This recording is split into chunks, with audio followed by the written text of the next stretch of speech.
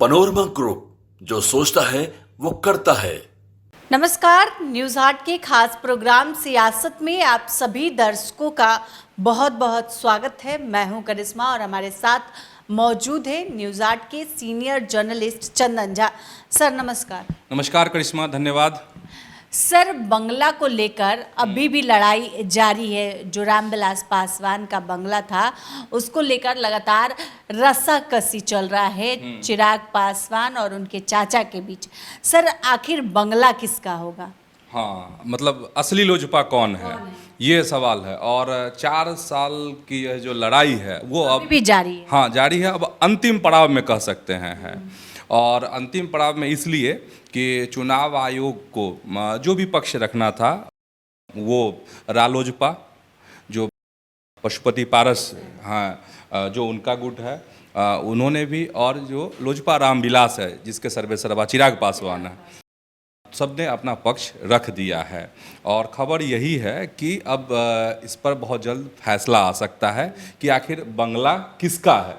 हालांकि अगर हम अभी जो चुनाव हुआ कुछ दिनों पहले लोकसभा का, उसकी बात करेंगे तो चिराग पासवान जो है वो हेलीकॉप्टर, जो चुनाव चिन्ह होता है, मैदान में उतरे थे। हाँ, हेलीकॉप्टर उनका सिंबल था चुनाव में।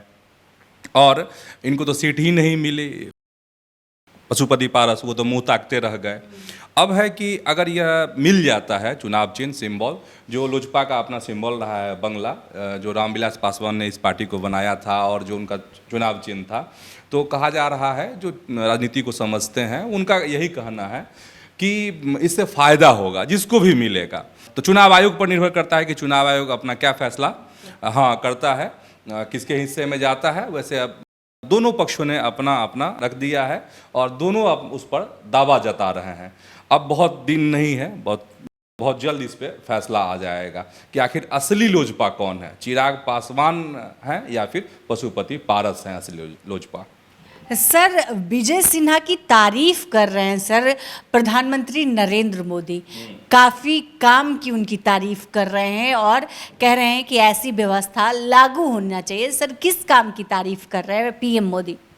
लगातार भाजपा की 2 दिन बैठक हुई, 2 दिन नहीं कहें 4 दिनों की बैठक हुई थी। और हमने बताया भी था, जिसमें 2 दिन संगठन मंत्रियों की बैठक थी। इसके बाद जो है भाजपा शासित जो राज्य है वहाँ के जो मुख्यमंत्री हैं उनकी मीटिंग हुई दिल्ली में बीजेपी की, जिसमें प्रधानमंत्री भी मौजूद रहे। और इसमें बिहार से 2 डिप्टी सीएम हैं, तो दोनों डिप्टी सीएम ने इसमें हिस्सा लिया। और जो खबर यही है कि एक प्रेजेंटेशन दिया विजय सिन्हा ने यहाँ पे, जिसमें अवैध बालू खनन पर नकेल कसने के लिए किस तरीके से बिहार में काम हो रहे हैं और कौन कौन से तरीके अपनाए जा रहे हैं उसके बालू खनन को लेकर, अवैध बालू खनन पे अंकुश लगाने के लिए। तो उस प्रेजेंटेशन से कहा जा रहा है, जो बाहर बात निकल कर आई उसमें ये है कि प्रधानमंत्री जो है काफ़ी खुश हैं। किससे? तो विजय सिन्हा से। और जो यहाँ पे कार्य हो रहे हैं, जैसे की तारीफ भी की। तारीफ उन्होंने की। जैसे विजय सिन्हा प्रेजेंटेशन दिया, उसमें ये है कि बिहार में आखिर क्या क्या हो रहा है। तो बिहार में बहुत संक्षेप में बताते हैं। एक तो ड्रोन से निगरानी हो रही है बालू घाटों की, और जिनसे बालू की ढुलाई होती है उन ट्रकों में जीपीएस लगाना अनिवार्य है यहाँ पर। फिर बालू घाटों की सीसीटीवी कैमरे से निगरानी हो रही है। तो और ये है कि जो पीठ थपथपाई है विजय सिन्हा की पीएम ने, तो इससे एक चर्चा फिर शुरू हो गई कि इस मॉडल को हो सकता है कि देश के अन्य राज्य भी इस मॉडल को अपनाएं। और जो यह बैठक थी करिश्मा जो दिल्ली में, उसमें सभी मुख्यमंत्रियों को और जो उप मुख्यमंत्री हैं उनको प्रेजेंटेशन देना था और उसमें बताना था कि उनके यहाँ उनके राज्यों में क्या खास हो रहा है, ताकि एक दूसरे से लोग सीखें और उसको अपनाएं। तो यहाँ से जो विजय सिन्हा ने प्रेजेंटेशन दिया अपना, उस पर यह खबर है कि प्रधानमंत्री काफ़ी खुश हैं विजय सिन्हा से। ये है खबर। पनोरमा ग्रुप, जो सोचता है वो करता है। सर, बीजेपी के राष्ट्रीय अध्यक्ष को भी लेकर चर्चा है कि बदले जाएंगे, और किन नामों की सर चर्चा चल रही है? कौन होगा बीजेपी का राष्ट्रीय अध्यक्ष? हाँ, ये कार्यकारी राष्ट्रीय अध्यक्ष अभी इसकी चर्चा है। और बीजेपी की अगर बात करते हैं तो बताएं कि 4 दिनों की मीटिंग थी। 2 दिन संगठन मंत्रियों की मीटिंग हुई, इसके बाद 2 दिन मुख्यमंत्री उप मुख्यमंत्रियों की बैठक हुई भाजपा शासित राज्यों की। अब जो मीटिंग होने वाली है वो केरल में होने वाली है, वो है भाजपा के समन्वय मीटिंग कही जा रही है, समन्वय बैठक होने वाली है जो 31 जुलाई से शुरू होगी और 3 अगस्त तक चलेगी। इसमें प्रधानमंत्री भी रहेंगे और अमित शाह भी शामिल होंगे, राजनाथ सिंह भी शामिल होंगे, आरएसएस के जो बड़े नेता हैं शीर्ष स्तर के वह भी इसमें शामिल हो सकते हैं, नहीं होंगे ही, जो खबर, चूंकि समन्वय की बैठक है तो ये खबर हो गई। अब जो खबर आ रही है दिल्ली से कि इससे पहले या फिर उस मीटिंग में ही उस पर मुहर लगेगी मीटिंग में, लेकिन करीब करीब कहा जा रहा है कि लगभग बात फाइनल है कि कार्यकारी राष्ट्रीय अध्यक्ष कौन होगा बीजेपी का। अच्छा, एक बार हम लोगों ने अपने दर्शकों को बताया था तो पहले उन नामों का जिक्र कर देते हैं। जैसे सुनील बंसल की भी चर्चा है कि सुनील बंसल हो सकते हैं, बीएल संतोष का भी जिक्र आता है बार बार कि बीएल संतोष पर सब भरोसा करते हैं, पीएम भी भरोसा करते हैं, फिर अमित शाह भी करते हैं भरोसा, तो क्या वो हो सकते हैं। फिर एक नाम उभर करके आया विनोद तावड़े, नहीं, पार्टी के महासचिव भी हैं, बिहार के प्रभारी भी हैं विनोद तावड़े, ओबीसी चेहरा हैं, तो विनोद तावड़े का भी आता है। फिर स्मृति ईरानी का आता है कि स्मृति ईरानी हो सकती हैं, क्योंकि भाजपा के लिए एक बड़ा मौका है जो किसी महिला को आगे करने का, महिला फेस को, तो उसके लिए स्मृति ईरानी का भी जिक्र आता है। फिर करिश्मा अनुराग ठाकुर का नाम आता है कि प्रधानमंत्री उनको बहुत पसंद करते हैं, और ये भी अमित शाह भी, और संघ से भी उनके अच्छे रिश्ते हैं, तो ये है। लेकिन एक चौंकाऊ नाम सामने आ रहा है और हो सकता है करिश्मा कि 2-4 दिनों में नाम का कि ऐलान भी हो जाए, घोषणा भी हो जाए, और बड़ा चौंकाऊ नाम है।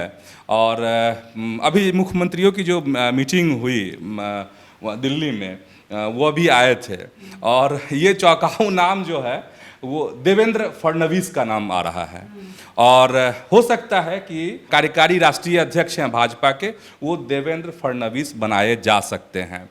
और जो दिल्ली से मुझे खबर मिल रही है उसके अनुसार हम बता रहे हैं कि जितने भी मुख्यमंत्री मीटिंग में शामिल होने गए थे, मीटिंग खत्म हुई, सब अपने अपने राज्यों में चले आए, लेकिन जब तक हम चर्चा कर रहे हैं तब तक देवेंद्र फडणवीस दिल्ली में डटे हुए हैं।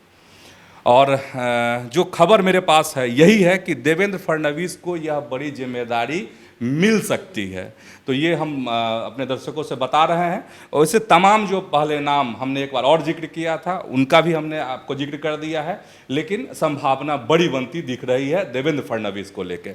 अब देवेंद्र फडणवीस क्यों हो सकते हैं, इसके भी सियासी समीकरण है, क्योंकि दर्शकों के मन में आ सकता है वो तो डिप्टी सीएम हैं, नहीं, महाराष्ट्र के, तो फिर महाराष्ट्र में क्या होगा। चलिए, महाराष्ट्र में जो होगा वो हम फिर बताएंगे, लेकिन देवेंद्र फडणवीस इसलिए हो सकते हैं कि जब लोकसभा का इस बार चुनाव हुआ, जब उसके परिणाम आए, तो कहा जा रहा है कि संघ जो है भाजपा की कमान अपने हाथ में लेना चाहता है, और देवेंद्र फडणवीस से जो संघ के रिश्ते हैं वो बहुत प्रगाढ़ रिश्ते हैं, बहुत प्रगाढ़ रिश्ते हैं। उसको अभी इस कार्यक्रम में ये करना मुश्किल है, उसके लिए अलग से एक कार्यक्रम करना होगा। और अब संघ के जो चीफ हैं आरएसएस के, डॉक्टर मोहन राव भागवत, उनसे भी उनके बहुत अच्छे रिश्ते हैं, किसके, देवेंद्र फडणवीस के। तो एक ये समीकरण है। दूसरा अगर समीकरण हम कह लें तो अगर देवेंद्र फडणवीस बन जाते हैं तो एक पुराना बयान यहाँ पे लेना जरूरी हो जाएगा। जैसे जेपी नड्डा ने क्या कहा था कि भाजपा को अब किसी बैसाखी की ज़रूरत नहीं है, याद है सबको ये बयान। और इन सब चीज़ों का असर पड़ा, जो कहा जाता है कि भाजपा और आरएसएस में दूरियां बढ़ गई, और हालांकि इन दूरियों को पाटने के लिए मीटिंग भी केरल में ही होने वाली है।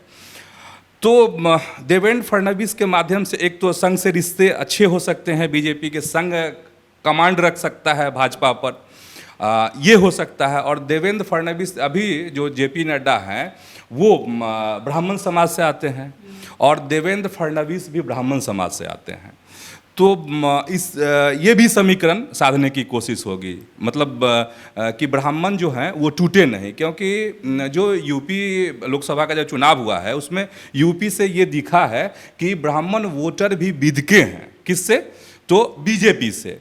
तो इसीलिए कहा जा रहा है कि अगर देवेंद्र फडणवीस को यह जिम्मेदारी मिलती है तो ये समीकरण सध जाएगा। यानी ब्राह्मण भी भाजपा के करीब मतलब छिटकेंगे नहीं, और दूसरा है कि संघ इसके माध्यम से जो संघ रुष्ट है या संघ जो चाहता है वो भी फुलफिल हो जाएगा। तो इसलिए देवेंद्र फडणवीस एक मुफीद नाम लग रहे हैं। और देवेंद्र फडणवीस जो हैं दिल्ली में बड़ी हलचल तेज है। करिश्मा यह बता देते हैं अपने दर्शकों से, जो कार्यकारी राष्ट्रीय अध्यक्ष हैं उनको लेकर बहुत हलचल तेज है। और सबसे बड़ा यही बता दे, फिर रिपीट कर देते हैं कि जितने मुख्यमंत्री या उप मुख्यमंत्री दिल्ली की मीटिंग में शामिल होने गए थे, जो प्रधानमंत्री के साथ मीटिंग हुई, सारे वापस हो गए। लेकिन देवेंद्र फडणवीस जो हैं, हम लोग जब तक इस पर चर्चा कर रहे हैं तब तक देवेंद्र फडणवीस दिल्ली में डटे हुए हैं और बहुत हलचल तेज है दिल्ली में। पनोरमा ग्रुप, जो सोचता है वो करता है। सर, दिल्ली में बैठक हुई और बैठक में जो तस्वीरें निकली उससे कहा जा रहा था कि सब कुछ ठीक है, लेकिन फिर एक वीडियो सामने आता है। उसके बाद यूपी की जो सियासत है उस पर सवाल उठने लगता है, कई तरह की बातें होने लगती है कि सब कुछ ठीक नहीं चल रहा है सर। लेकिन मानसून सत्र के दौरान जो देखा गया सर, उस पर क्या कहेंगे? अच्छा, यूपी विधानसभा में हाँ, दो तरह की तस्वीर दिख रही है। और पहली तस्वीर की बात कर लेते हैं, और वही उसी मीटिंग में जिसमें प्रधानमंत्री के साथ तमाम भाजपा शासित राज्यों के जो मुख्यमंत्री और उप मुख्यमंत्री शामिल हुए थे, उसमें कांग्रेस की जो प्रवक्ता हैं सुप्रिया श्रीनेत, उन्होंने इसको ट्वीट भी किया है। और उसमें यह चीज़ दिख रही है कि अमित शाह आते हैं तो अभिवादन का जो एक सिलसिला चलता है, उसमें उत्तर प्रदेश के मुख्यमंत्री योगी आदित्यनाथ जो हैं वो उनको नमस्कार नहीं करते हैं, प्रणाम नहीं करते दिखते हैं। तो उसको वो ट्वीट भी किए हैं सुप्रिया श्रीनेत। तो एक ये तस्वीर है।